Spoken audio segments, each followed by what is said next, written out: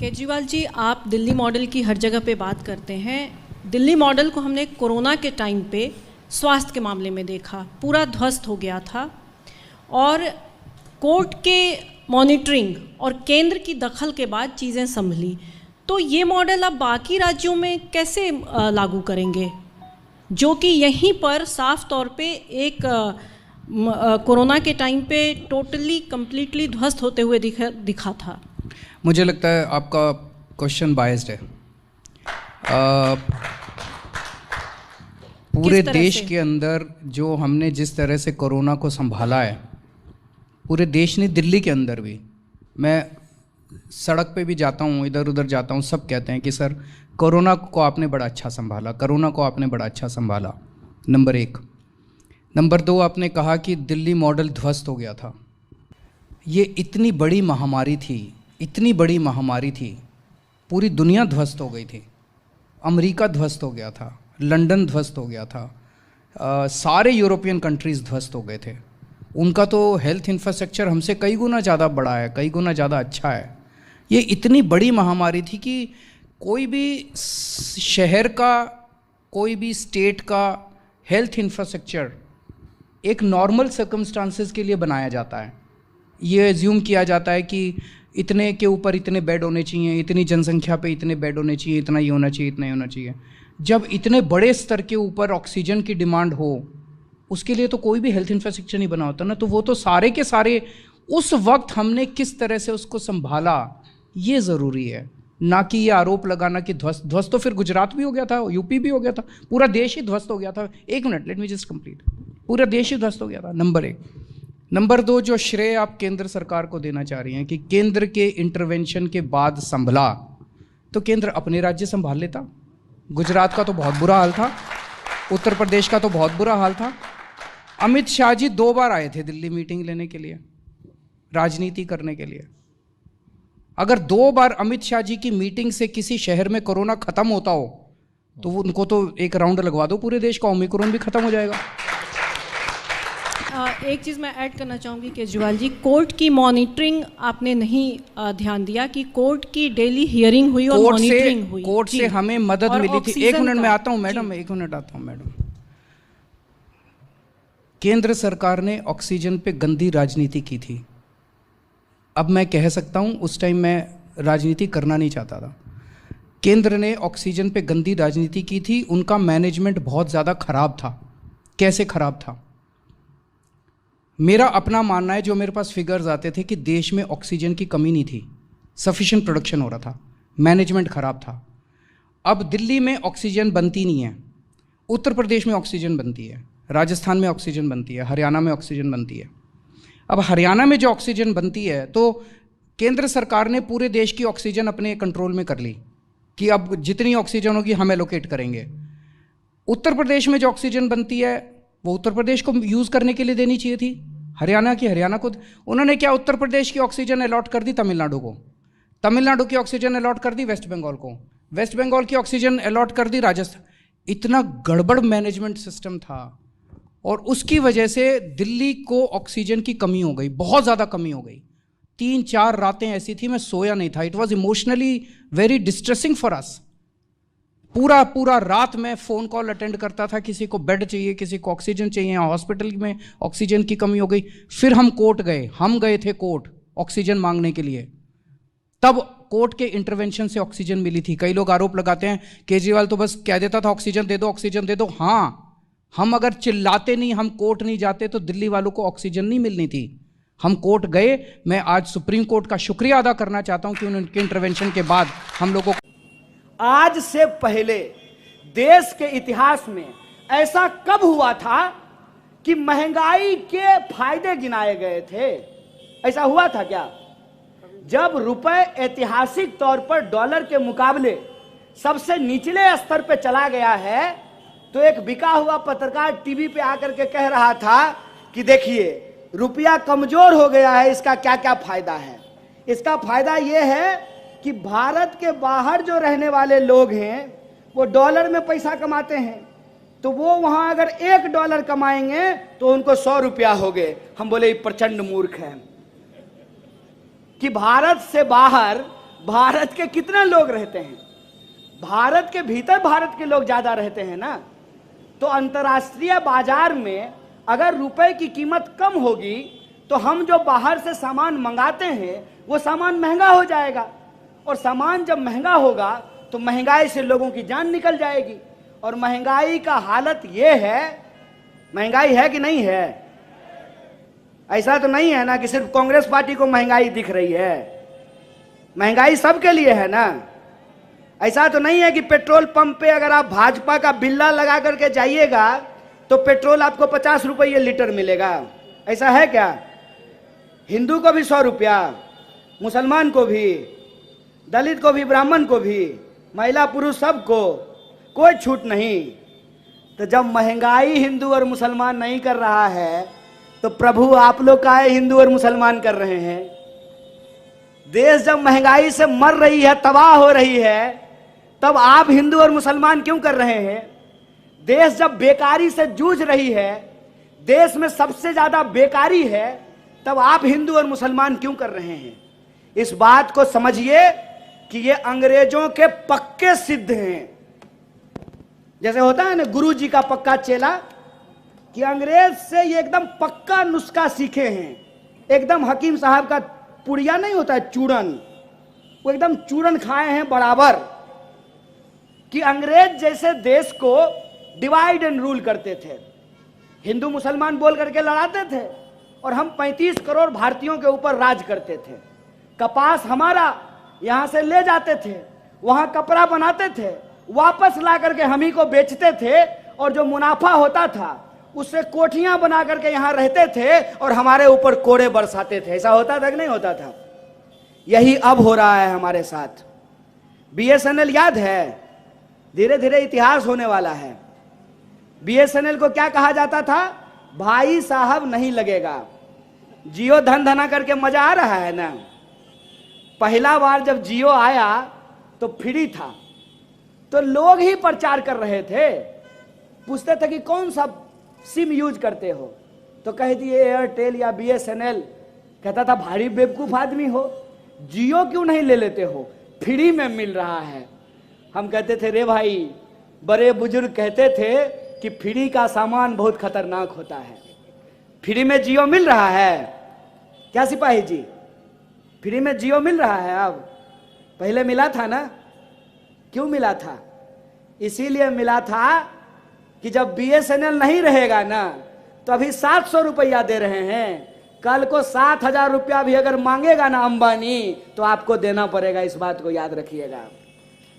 सरकारी संस्थान इसलिए होते हैं कि निजी संस्थान उसके मुकाबले बेतहाशा मूल्य वृद्धि ना कर सकें।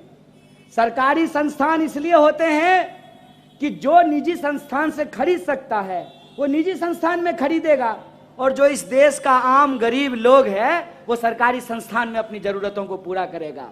याद रखिएगा, जिस दिन रेलवे बिक गई ना, जैसे कोरोना के लॉकडाउन के दौरान लोग हजारों किलोमीटर पैदल चल करके घर पहुंचे थे, वैसे ही ये आदमी, ये झूठा आदमी जो बोला था कि हवाई चप्पल वाले को हवाई जहाज में पहुंचाएंगे, असल बात यह है कि हवाई जहाज में चलने वाले को भी ये हवाई चप्पल में ला करके छोड़ेगा। इस बात को याद रखिएगा। ये इस देश के संपत्ति को अपने दोस्तों के ऊपर लुटा करके छोड़ेगा। इस बात को याद रखिएगा। आज बीएसएनएल नहीं है। बीएसएनएल जो सबको लाइसेंस देता था, आज उसी के पास लाइसेंस नहीं है। सरकारी संस्थानों को तबाह इसलिए किया गया है ताकि उसकी संपत्ति, सरकार की संपत्ति अपने दोस्तों के ऊपर लुटाई जा सके।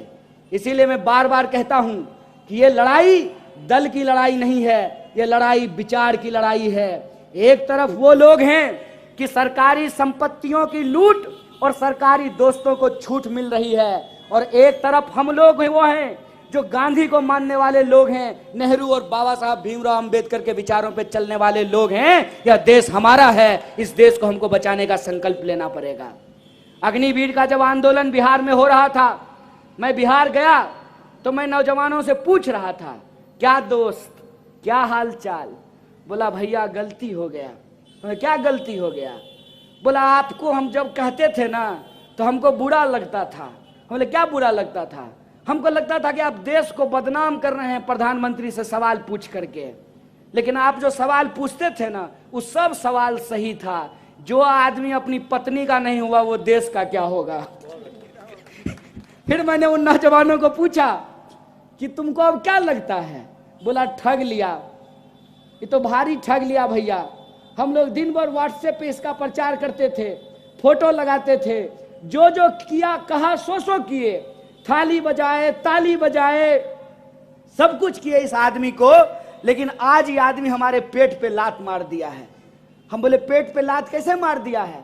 बोला बताइए भैया, ये कोई बात होती है कि प्रधानमंत्री बनेगा 5 साल के लिए और हमको नौकरी मिलेगी 4 साल के लिए? हम बोले समझ में आ रहा है सिपाही जी, देख लीजिए आपकी भी बारी आएगी, आप भी 4 साल के लिए नौकरी लीजिएगा। नौजवान सब जब रोड पे निकलता है ना अपने रोजगार मांगने के लिए, अपने महंगाई के खिलाफ, देश में हक और अधिकार के लिए, तो उसको डंडा मत मारिए। क्योंकि उसको डंडा मारिएगा ना, अगर वो लड़ने का हिम्मत छोड़ देगा ना, तो आपका पेंशन कल को बंद हो जाएगा, तो आपके लिए कोई लड़ने वाला नहीं रहेगा। और ये किसी को नहीं छोड़ने वाला है। जैसे अग्निपथ स्कीम फौज में लाई गई है, वैसे ही अब बैंक में लाया जा रहा है कि अब बैंक की नौकरी नहीं होगी परमानेंट, 4 साल की नौकरी होगी। 4 साल का मास्टर बनेगा, 4 साल का सिपाही बनेगा, 4 साल का सेना में नौकरी होगा। ये बेईमानी को समझिए, ये इस देश को सेल पे लगा दिए हैं।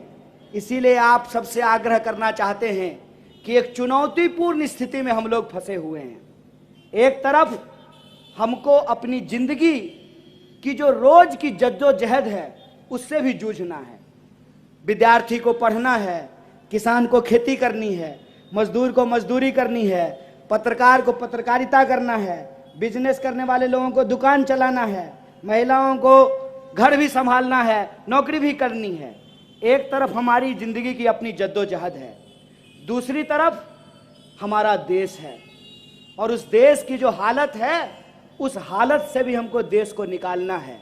इस दोहरी लड़ाई को, इस दोहरी चुनौती को हमको स्वीकार करना पड़ेगा। और ये दोहरी चुनौती हम इसलिए स्वीकार करें कि हमारे लिए कोई लड़ा था।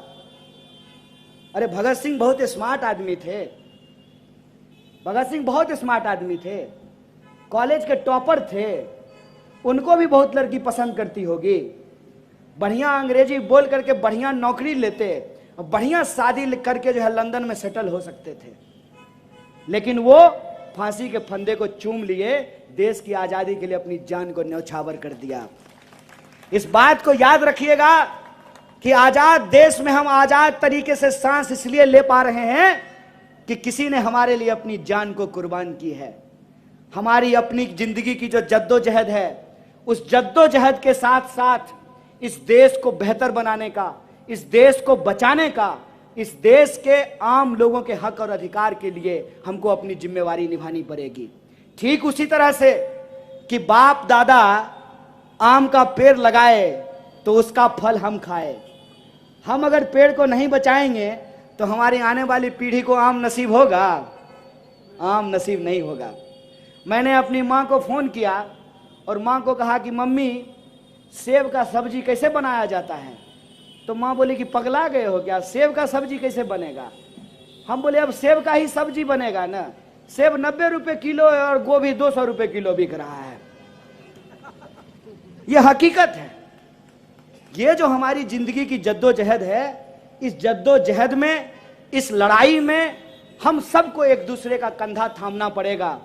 और सवाल सिर्फ सत्ता का नहीं है, सवाल सत्य का है। सत्य के लिए हमको खड़ा होने पड़ेगा। जो लोग अपनी जान की कुर्बानी दिए हैं, बढ़िया पायलट थे राजीव साहब, विदेश में तो उनकी शादी भी हो गई थी, बढ़िया वहाँ नौकरी करते, बढ़िया लंदन में घूमते, आराम से अपनी जिंदगी जीते। क्या जरूरी है अपनी जान को गवा दिए?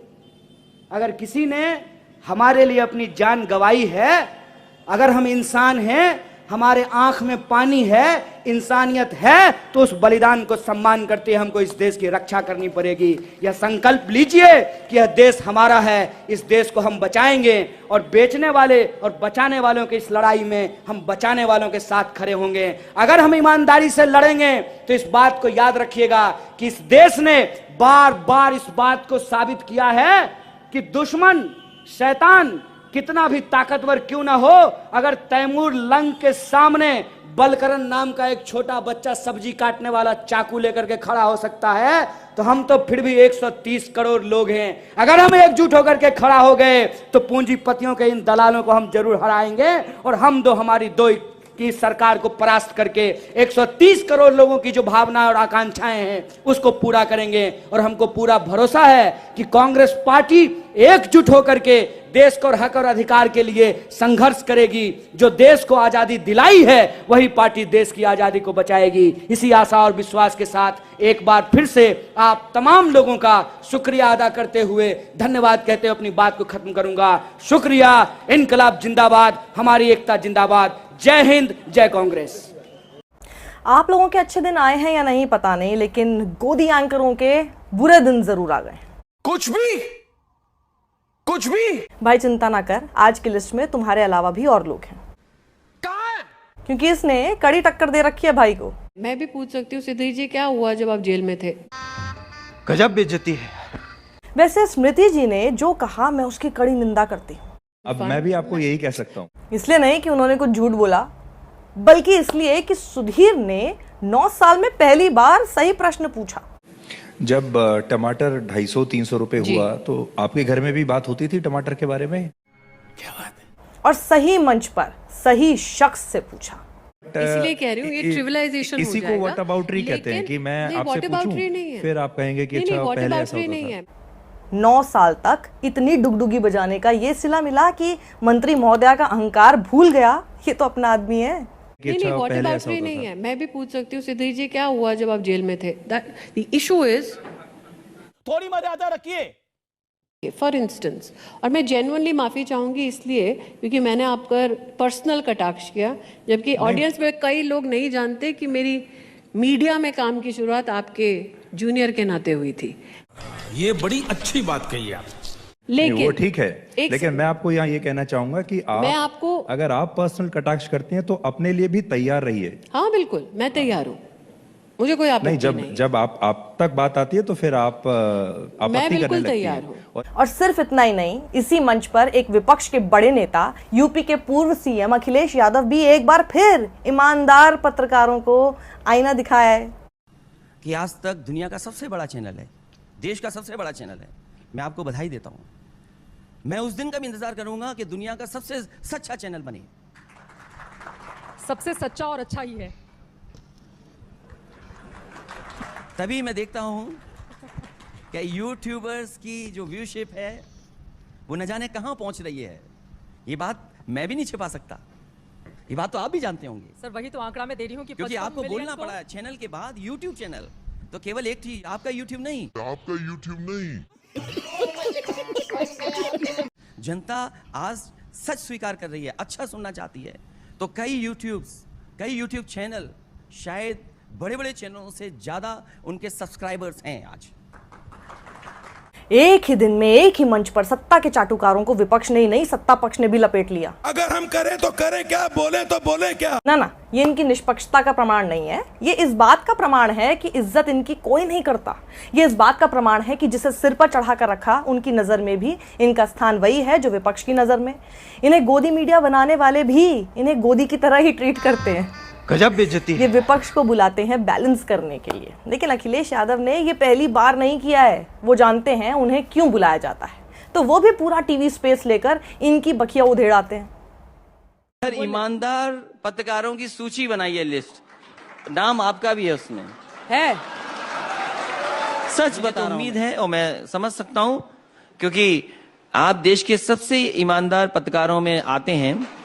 ये जो बार बार आप कीचड़ उछालने की कोशिश कर नहीं, रहे हैं, कीचड़ नहीं उछाल रहा हूं। एक खास शब्द का प्रयोग करके आप ईमानदार ईमानदार बार बार बोल रहे हैं, ये कटाक्ष करने की क्या जरूरत है? मैं कटाक्ष नहीं कर रहा हूं। इस मंच से बार बार एक शब्द के जरिए आप क्या कहने की कोशिश? पर अखिलेश यादव के बोलने से इनकी नींदें हराम नहीं होती हैं। विपक्ष और जनता से गाली खाने वाले काम तो ये जानबूझकर करते हैं। जो जनता के बीच बिना सुरक्षा ना जा पाए वो काहे के पत्रकार। नींद तो हराम तब होती है जब जिनकी पूजा करो और वही तिहाड़ रिटर्न बोल जाएं। मैं भी पूछ सकती हूँ सुधीर जी, क्या हुआ जब आप जेल में थे? The issue is, Sudhir ji की गलती ये नहीं थी कि उन्होंने स्मृति ईरानी से आज महंगे टमाटरों पर सवाल कर लिया या ये पूछ लिया आपके घर में भी ये चर्चा होती थी कि टमाटर इतने महंगे हैं। कितना सीधा सरल सवाल था, कोई बड़ी रिसर्च भी नहीं करनी पड़ी इसके लिए। So easy you know. लेकिन सुधीर जी की गलती यह है कि ये 9 साल से ऐसे सीधे सरल सवाल तक ना पूछ पाए मोदी सरकार के किसी मंत्री या खुद प्रधानमंत्री से। देखो इनकी पत्रकारिता। इन्हें पाकिस्तान में टमाटर 300 रुपए किलो होता दिख गया था। पाकिस्तान में खाने पीने के सामान की कीमत लगातार बढ़ रही है, यानी वहां महंगाई बहुत तेजी से बढ़ रही है। इन्हें पाकिस्तान में टमाटर महंगे होने की खबर बड़ी खबर नजर आई थी। आजकल पाकिस्तान में 1 किलो टमाटर 300 रुपए प्रति किलो तक बिक रहा है। ये भी जानते थे कि वहां के न्यूज चैनलों पर पाकिस्तान की महंगाई की खबर दिख रही थी, पर इन्हें तब भी ये नहीं लगा कि यहां के न्यूज चैनलों का क्या फर्ज नहीं है कि वो भी अपने देश की महंगाई की खबर दिखाएं। पाकिस्तान के न्यूज चैनल्स पर आजकल सिर्फ और सिर्फ महंगे टमाटर की चर्चा हो रही है। वहां के न्यूज चैनल्स के मुताबिक कराची शहर में टमाटर की औसत कीमत 250 रुपए प्रति किलोग्राम है, जबकि शहर के बाकी इलाकों में और बाहरी इलाकों में यही टमाटर 360 रुपए। मतलब खुद मान रहे हैं कि पाकिस्तान के न्यूज चैनल भी इनकी पत्रकारिता की तुलना में बेहतर थे।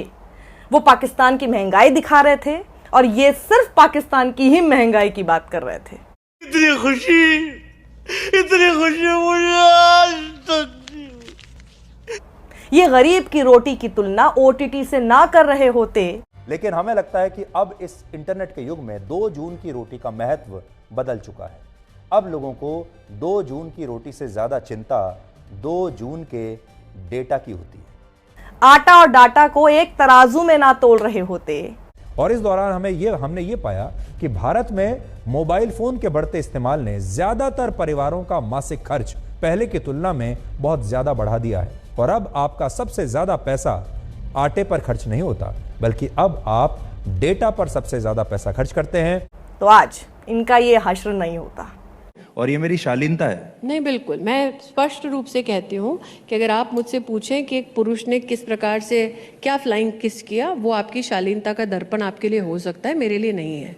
लेकिन मैंने आपकी शिकायत के आधार पर ये आपने लिख कर दिया। ये मैंने लिख के नहीं दिया, मैं वापस कह रही हूँ। नहीं, पर मेरा इसमें सिग्नेचर नहीं है। आपका नहीं है, लेकिन आपके बारे में आपके जो और शब्द आपके साथियों ने, मैं दोबारा कह रही हूँ सुधीर जी, आपके जो शब्द हैं वो गलत है। जब महंगाई होती चली जा रही थी तब ये महंगाई के फायदे गिना रहे थे, मोदी के गुणगान कर रहे थे। 9 साल से ये सिर्फ भेड़ें चरा रहे हैं। तो यही होगा ना। सुधीर चौधरी इतनी बड़ी बात जब एक अहंकार में डूबी मंत्री ने सिर्फ महंगाई पर बात करने पर बोल डाली, तो जरा सोचिए ये आपके साथ क्या करने की कोशिश थी। कभी गौर फरमाइए और अंदर झांकिए। जब स्मृति जी ने ये कहा, मैं भी पूछ सकती हूँ सुधीर जी, क्या हुआ जब आप जेल में थे? द इशू इज, आप सहम गए और ढीले पड़ गए। अब मैं भी आपको यही कह सकता हूँ। मैं वही कह रही हूँ सुधीर जी। आप भी इनसे पूछ सकते थे कि ये तो वही बात हुई कि मणिपुर का जिक्र करो और आप राहुल गांधी पर चली जाती हैं। ये तो वही बात हुई कि महिला पहलवान सड़क पर बैठी होती हैं और आप आरोपी सांसद के साथ खड़ी नजर आती हैं। ये वैसी ही बात हुई स्मृति ईरानी जी कि मणिपुर की महिलाओं को नंगा घुमाकर गैंगरेप करने से आपको पीड़ा नहीं पहुंची, पर एक कथित फ्लाइंग किस से हो गई जो आपके लिए थी भी नहीं, क्योंकि एकमात्र फुटेज जो है वो बताती है राहुल का चेहरा आपसे दूसरी दिशा में था। आप कह सकते थे कि स्मृति जी मेरे बारे में किसी और दिन बोल लीजिएगा, मेरे कोर्ट केस के बारे में किसी और दिन बात कर लीजिएगा। मैं आज बाहर हूं तो आप न्याय प्रणाली का अपमान कर रही हैं। बृजभूषण बेल पर बाहर है तो आपका अपना है, मैं बाहर हूं तो आपको पीड़ा हो रही है। अर्नब को जेल में डाला गया था तो आपको बड़ी पीड़ा हो रही थी।